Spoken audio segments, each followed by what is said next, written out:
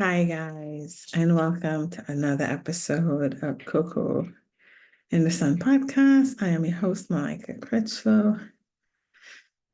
We're very at peace to be here today. So we're gonna finish up, I think, the Egyptian, I think, what is it? The Egyptian aspects of the teachings before he goes and compares all the different aspects of the teaching.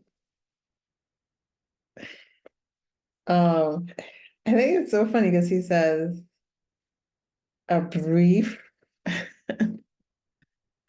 a brief comparative of internal alchemy. This is not brief. The next section, anyway, but whatever. So yeah, so I just wanted to say hi to everyone and see what's going on. So this new moon was a bit of a doozy for me. But good, because you always clear stuff, right? Um, and a few more answers came actually.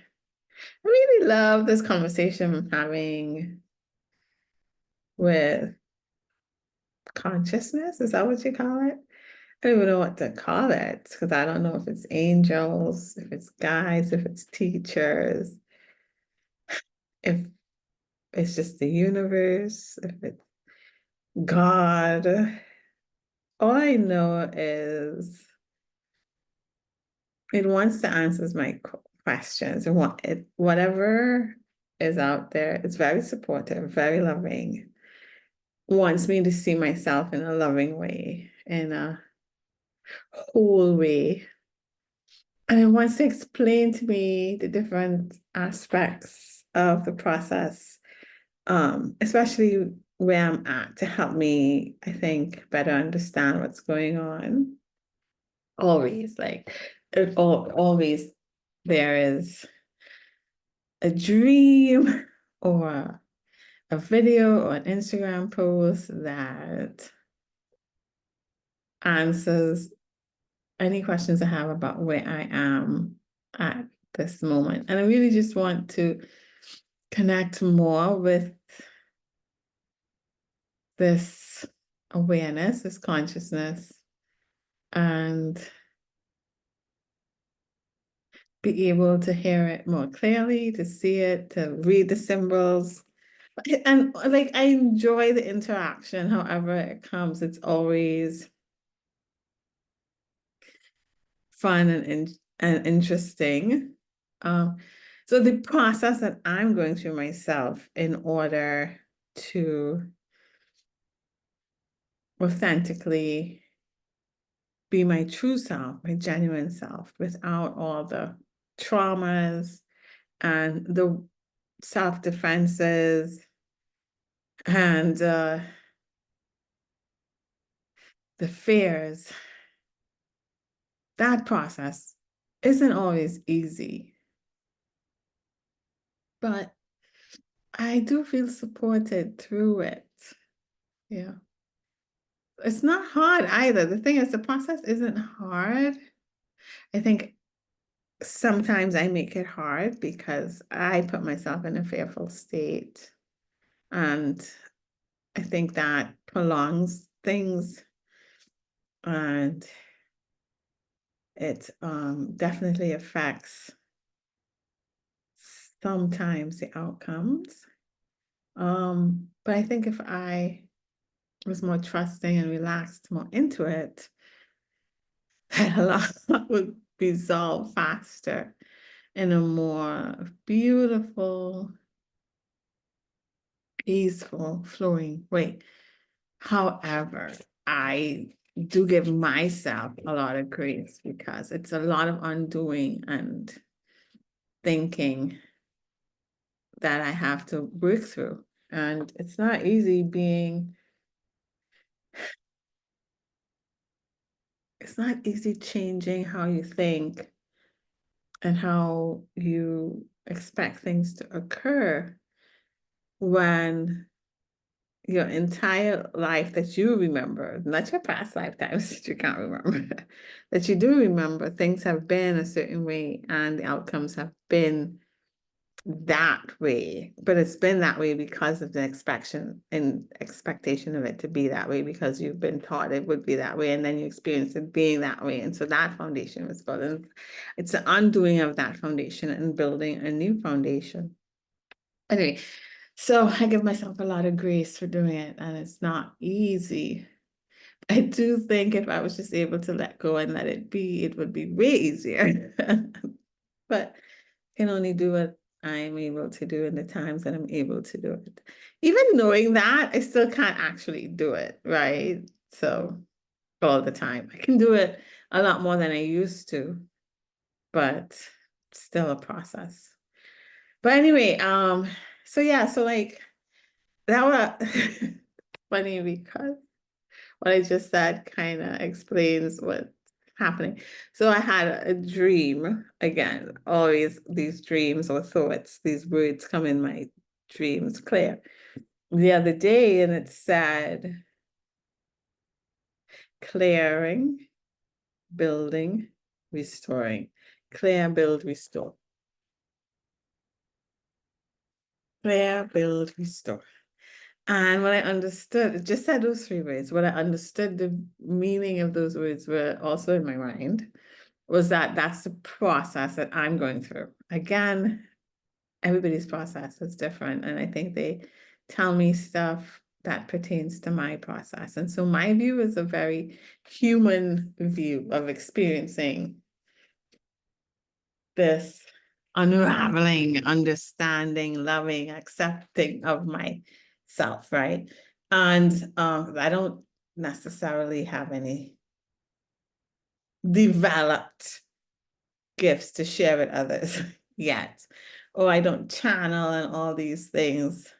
I did ask for infinite intelligence in my Q8HT hypnosis. And I saw another video talking about infinite intelligence. And I was like, you know what? I still want infinite intelligence as needed when needed in a way that's enjoyable for me. So I don't know how that's going to unfold. But anyway,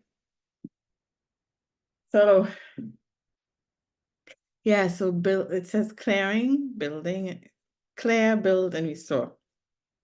I was just talking about, didn't I just say it in the it just said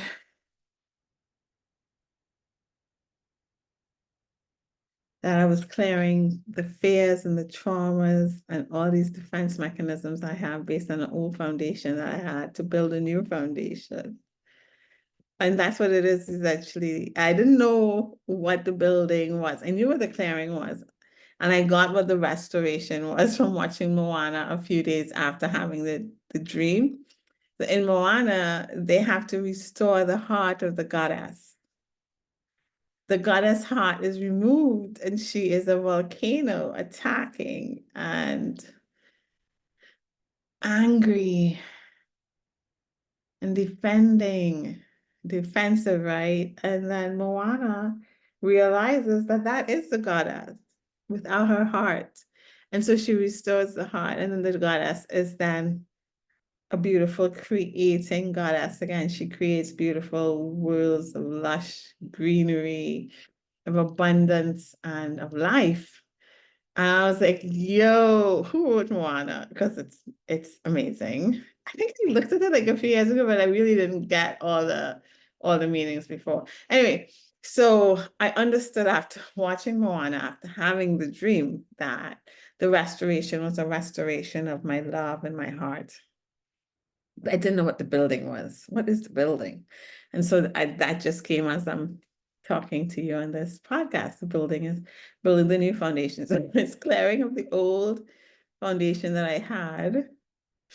That was for a different experience, learning experience, not a bad one, just a different one. And so I'm going into a different learning experience, and I have to create a new foundation for this experience. And I have to restore my heart and my love. That's like, yeah. So that's my process. I think that's what they're trying to tell me. My guides, my angels, my divine self, my eternal self, my soul, my teachers. I don't know what the best word for them is, but anyway, so yeah, so that's my process they were trying to explain to me. And then I have these angel cards that I do, they're like roses, they're based off of the rose. And it literally, I don't pick how many cards I want, I let how many cards, like when I'm shuffling it, I let it, normally I can stop around 7 cards, like so they kind of fall out when I'm shuffling, that's how I do it.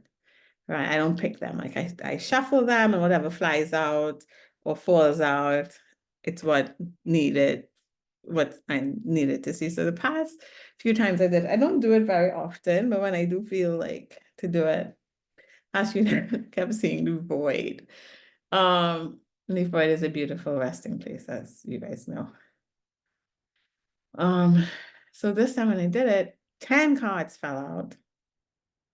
It really told me where I was, what to do where I was, what was emerging, the life that was coming, and who I was going to be in this life.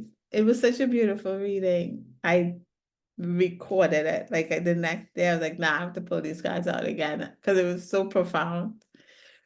And I recorded it from video so I could always remember like this is what is, coming as it unfolds. I could be like, yeah, I'm in this stage now, in that stage.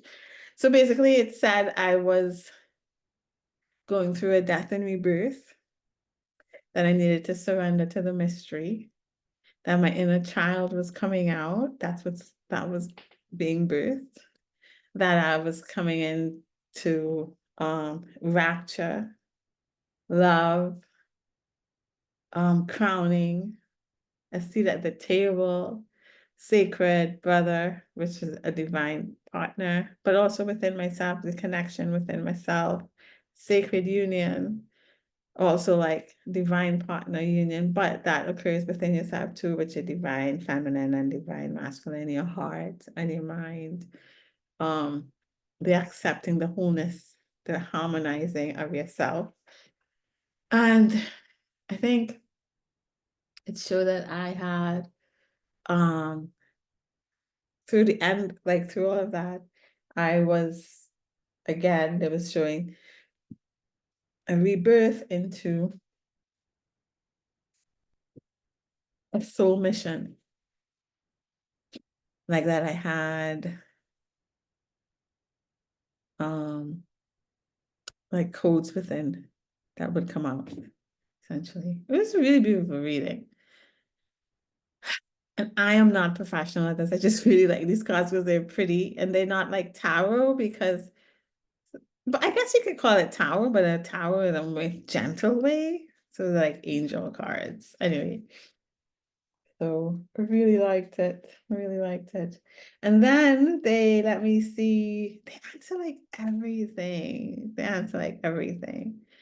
This YouTube videos. Oh, so I think I mentioned in the last podcast that I was feeling like my heart joys were exhausted in this stage based on the resources I had.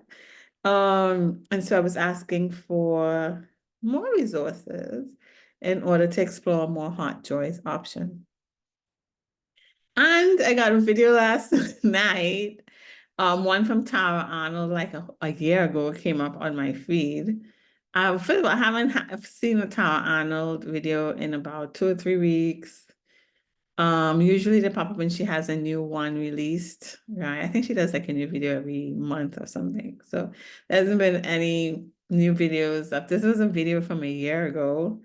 And it essentially explained the heart joys, or yeah, the heart joys aspect. And basically what she was saying, of course, she was channeling Saint Germain, and they were explaining the emptiness felt. And basically they were saying like, so when there's a clearing, right? Things that give the ego joy, egoic joys and egoic love, things that brought you enjoyment and love externally before, there's a space between that and the heart joys and the heart love that you experience, and it's like an empty period. It's because the things that give you joy before no longer give you joy anymore because you've cleared a lot of those things. They're no longer ego-based, and it's just empty there. And then and she said that could last a few years actually. Um, but that if you wanted to connect more with your heart joys and your conscious love, your heart love, you needed to connect with your inner child. And that's not something I've been that interested in before. I see a lot of people like talking about that, a lot of videos. I usually just skip over it. I still follow like this thing called Activations by JJ. She's also a channeler. Um, and she usually like when she does like little free programs where you log into Zoom, whatever she'll talk about. And I want you to envision your inner child, you as a child, and ask it if it's happy or if it needs love or what will bring it joy. And every time like she does those aspects of it, I'm just like, I just really don't connect it. And so Tara Arnold had mentioned that in order to find your heart's joys and love, you do have to connect with your inner child and talk to it. So you need to find out what it needs, what it's missing, what it wants, what it brings it joy, what it, brings it love, accept it. She also said that you have to accept the emptiness and see what it's saying, ask it what it needs and embrace it. And I just thought, oh my goodness, like this is such a good explanation for what's going on. And once I looked at that video, I just felt relief. And I just felt like, oh, okay. It's like as long as you're aware of where you're at and what's going on, then you don't feel as stressed, right? Just like they told me first they're clearing and then they're building the new foundation and then they're going to restore the love. So that helps me understand where I'm at in the process, right? As the dream before it said, remember when I was being friends with some people and then I understood that I was focused more on friendships instead of clearing.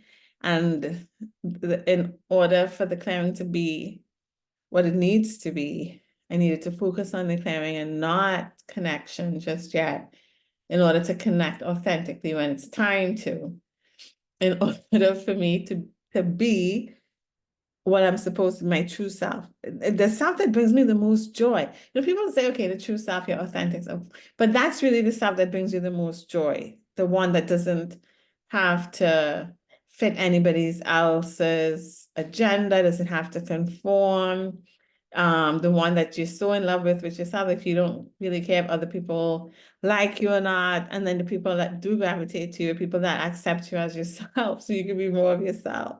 The self that is free, your freest self, right? And so before I can get to that self, I needed to clear, and I was so focused on connections before clearing, the dream was letting me know, nah, you gotta clear first. So, and then this other dream saying clear, build, and then restore. So they're telling me where I'm at, and they're telling me what needs to occur and how it's occurring. They do not say how my needs will be met during this process. They don't. But I do understand it's very imperative that I trust the process and let it show me that I'm taken care of.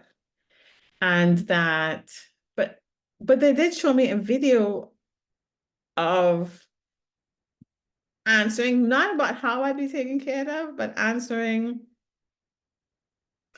that they know I have physical needs. It's not my video. Someone else has posted another video. They understand that I have physical needs, and I just need to trust. I just need to trust and allow it to flow.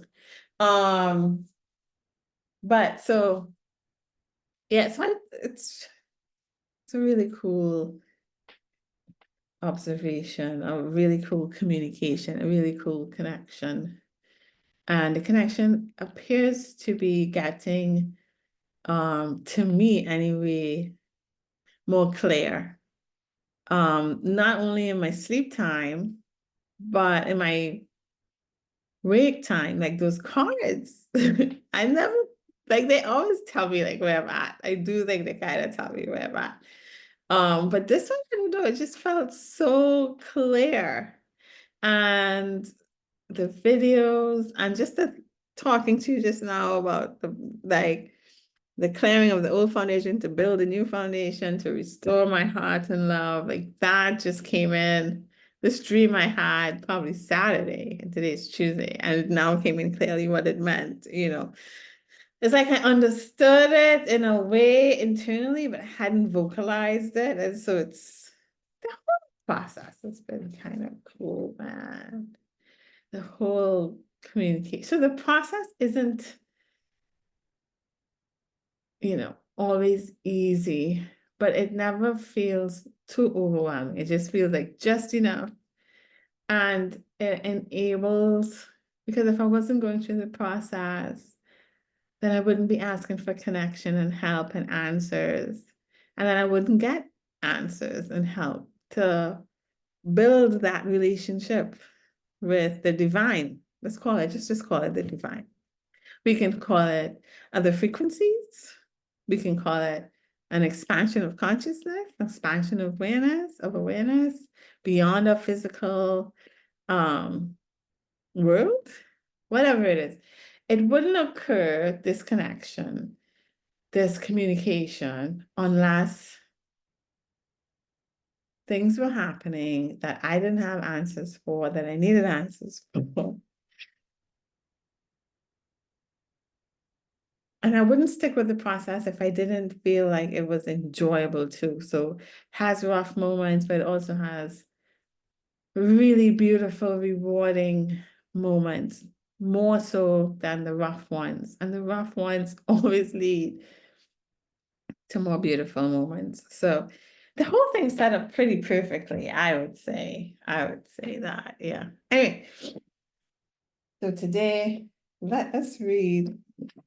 It's not a lot of pages. We're going to read Amit, Mat, and final thoughts on the Egyptian alchemies before we go on to the comparison of different alchemies, which will start maybe tomorrow or Thursday. Okay, so I'm still reading this book. And, oh, so, okay, so basically where I'm at now, as I'm getting more answers, also not just the communication allowed for refining of wants and desires and needs, right? So I don't know. I don't know if I told you Ganesh came in a dream a few months ago. So I now I see it all elephants. Every time I see elephants, I think of Ganesh, the Hindu god. And he's a god of, I think he's a god of new beginnings, wisdom, wealth, and opportunity. And so when he appeared a month or two ago in a dream, unexpectedly, because I'm not Hindu, although I did grow up in Trinidad, we have a lot of Hindus there, and we do celebrate Hindu festivals, right? We have Diwali in October with Mahalakshmi. I just generally just know some of the Hindu gods because it's a country that has all these different aspects of religion, right? We have Muslims, we have Hindus, we have Christians.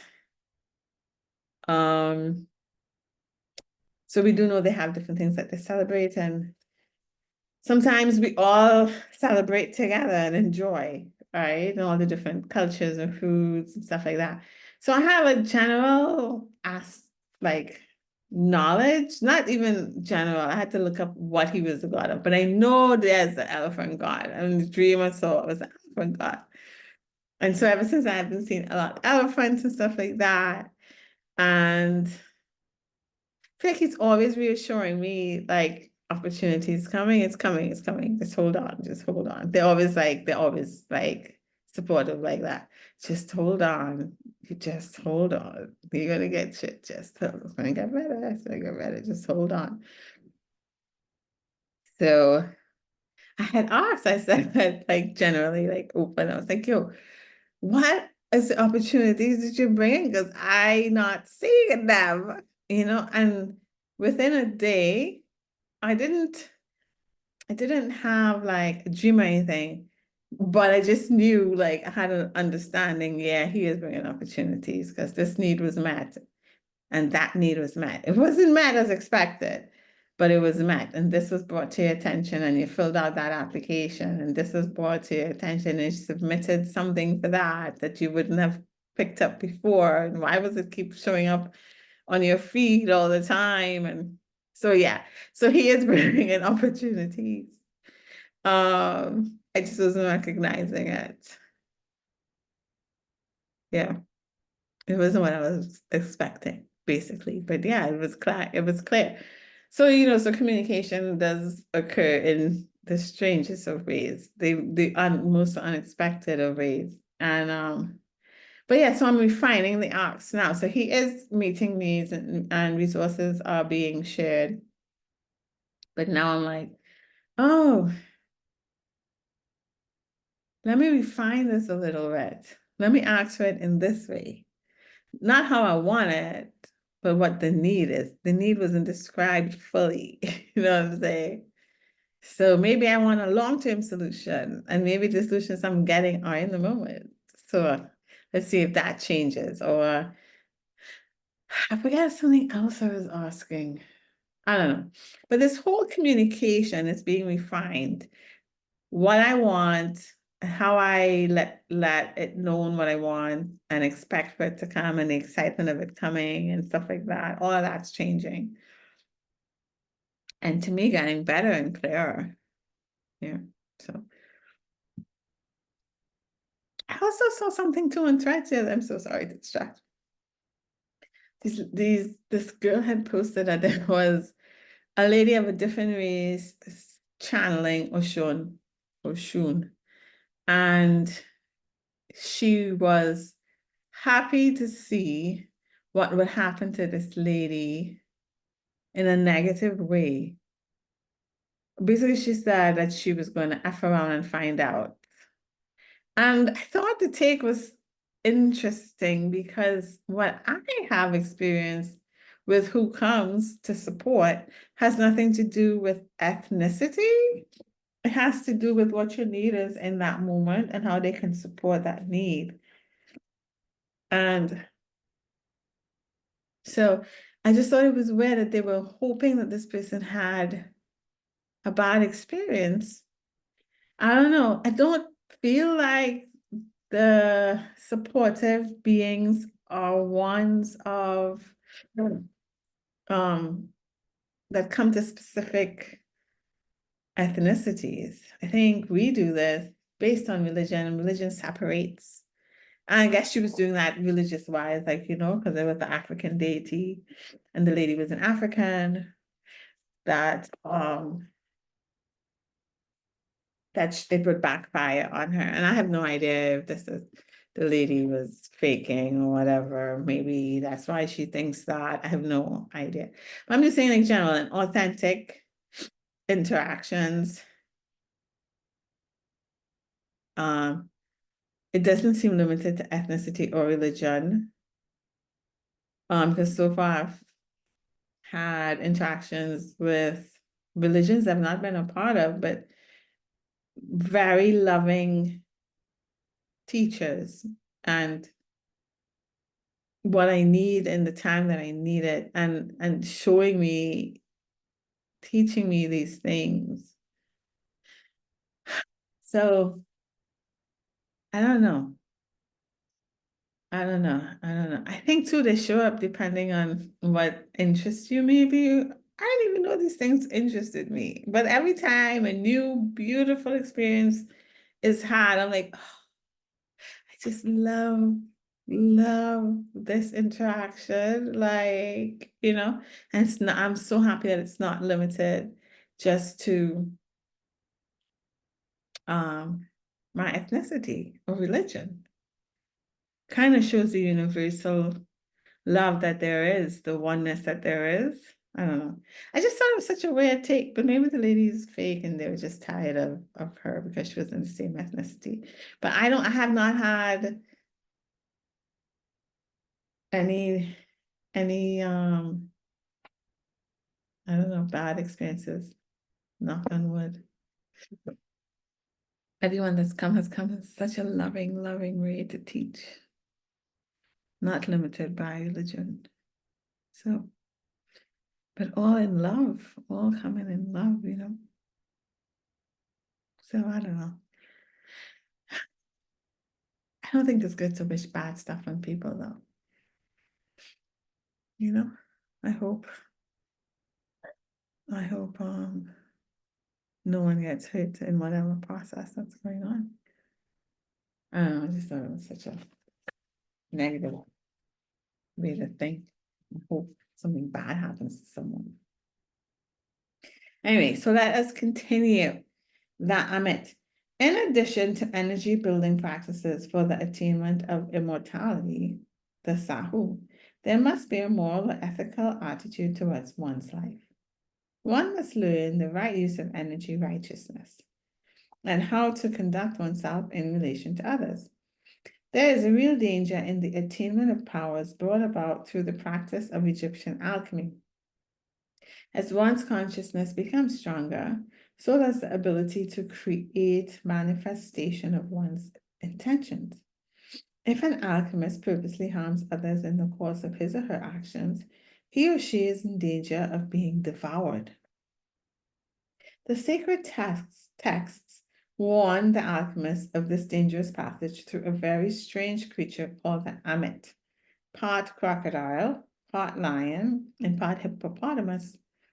The Amit is usually shown with a representation of the Djed. That depiction of the 7 chakras or seals in ascending order and sits with its reptilian snout resting ominously between the 3rd and 4th chakras, the solar plexus and the heart. This position symbolically refers to the place between power and love. The Amit is sometimes referred to as the great devourer, since those persons stuck in the 3 lower chakras will be devoured by their experiences. For instance, persons centered only in the 1st chakra will seek security above anything else. Those centered in the 2nd seal will be obsessed with sex. Those in the 3rd will be driven by power.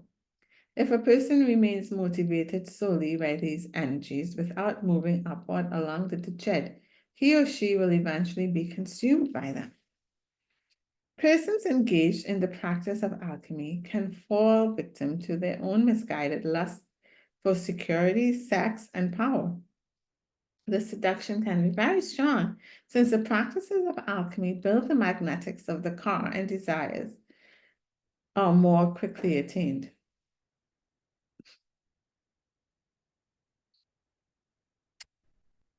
Since the practices of alchemy build the magnetics of the car and desires are more quickly attained. It is important to understand this clearly. The practices of Egyptian alchemy build the magnetic fields of the practitioner. By magnetic, I do not mean forces of magnetics as in physics, though there is some relationship. Rather, I mean a psychodynamic force that is magnetic-like in its properties. Persons with strong psychomagnetic fields tend to draw to themselves the objects of their desires more easily than those with weak psychomagnetic fields, because the car building practices greatly increases the psychomagnetic force of the practitioner. He or she must be careful. The Amit stands as a reminder of this passage from the lowest 3 seals, chakras, into the heart. Those persons insisting on experiencing life from the lower chakras without passing into love will eventually be devoured by their desires in the lower 3 realms, the quest for security, sex, and power. When persons When someone passes through the initiatory gate of the fourth seal chakra, he or she will experience a spontaneous arising of agape, unconditional divine love. When one experiences the world from this place in consciousness, it is not possible to knowingly harm another person. Agape is all inclusive. By nature, it generates feelings of connectedness because the egoic sense of self is expanded to include others. Harming another person would be unthinkable. But this sense of harmlessness is only present at the level of the heart. Persons coming solely from the lower three centers can easily manipulate and harm others in order to get their own selfish desires met. The Amit stands as a sobering reminder to those in the alchemical path, those who insist upon living their lives without love will be devoured by their desires. As if the scary prospect of being devoured by the Amit is not enough to temper the desires of the alchemist, there is another figure. This one stands on the other side of death.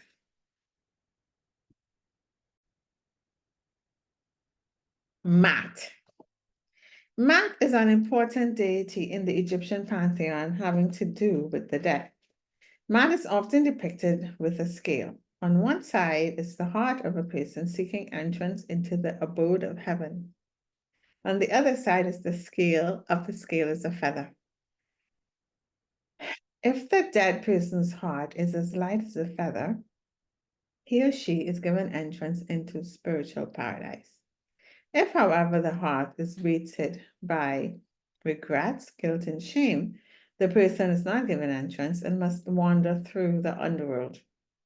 Symbolically, I think the figure of Mat is, as a friend of mine says, a call to presence, a reminder that we do in this life, a reminder that what we do in this life will follow us into the next. Final thoughts. The ancient Egyptian mentality is so far from our own, it is difficult to imagine what they really thought and felt. We have fragments of writings, a few sacred texts, and the myths of their gods and goddesses. Fortunately, we have also inherited some of their alchemical secrets, but much of that glorious civilization is lost to us. The chasm in time is too large.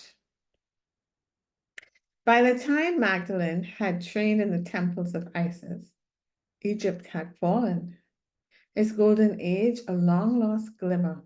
But enough of the ancient alchemical knowledge had survived, along with an understanding of how to use it. By the last century BC, the Isis cult and the secrets of sexual alchemy had spread throughout much of the ancient world. Undoubtedly, as with all things, each culture introduced its own understandings and interpretations into the Isis mythos. Over time, churches were built upon the ruins of temples, and the spiritual practices of that earlier time were often modified or forgotten. But someone seriously looking beneath the surface of the alchemical traditions of the world can often find the mark of Isis and the alchemy of ancient Egypt. We stand now 2,000 years more distant than did the Magdalene from the alchemists of that ancient time. For those of us working with this alchemical system, the task is clear. We cannot relive the past. For one thing, we can never truly know it. We must learn what we can from the fragments that have been left behind. We must practice the ancient alchemy of transformation as we understand it to see where it will take us. And we must forge a new alchemical way for this time. May the Aku, the ancient ones who have attained the Sahu, help us in our quest. May the light of illumination guide us through our own darkness.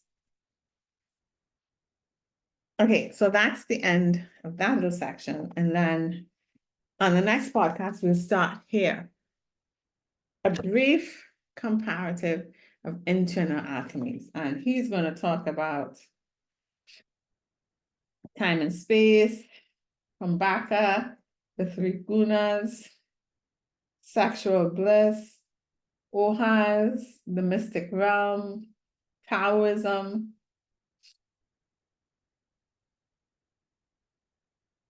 oh wow, Tibetan Buddhist alchemy. So, and that's just to name a few. He's gonna look at a lot of things here. So we'll start our journey into other internal alchemy thought processes the next podcast. I hope everyone have a good day, a fabulous week, that you learn more about yourself and what makes you happy, that you accept more about yourself, that you love yourself, that you know you are loved and that you are loved, and that you live the most enjoyable life for yourself without harming others. Have a great day, guys. I will be on or will chat with you again soon. Bye.